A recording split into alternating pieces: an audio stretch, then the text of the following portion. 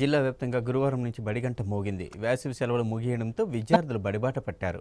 50 రోజుల పాటు పుస్తకాలు మూలన పడేసిన విద్యార్థులు స్కూల్ బ్యాగ్ నిండా పుస్తకాలు చేతపట్టి చదువులమ్మ ఒడిలో భవిష్యత్తును తీర్చిదిద్దుకునేందుకు సిద్ధమయ్యారు.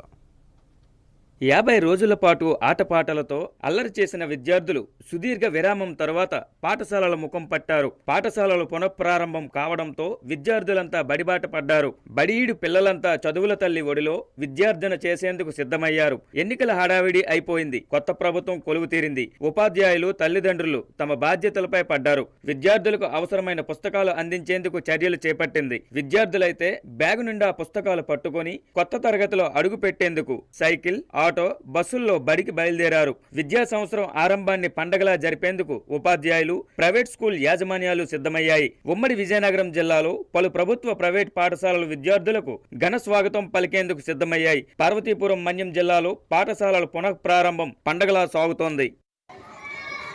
ధనధాన్యాలు, సిరుధాన్యాలు, పంటలు అన్ని మన ఇంటికి వచ్చిన వేళ మనందరము ఈ సంక్రాంతి పండుగను, భోగి పండుగను, కనుమ పండుగను ఆనందంగా గడుపుకోవడం కోసం మన కష్టాలన్నీ మర్చిపోయి ప్రపంచంలో కూడా దేశాల్లో ఉన్న మన మిత్రులు, స్నేహితులు, బంధువులు మన ఇంటికి వచ్చి మన కుటుంబంతో ఆనందంగా గడపడానికి వచ్చే అవకాశమైనటువంటి ఈ దినములు మీరందరూ కూడా, పిల్లలందరూ కూడా ఇంటి వద్ద ఎటువంటి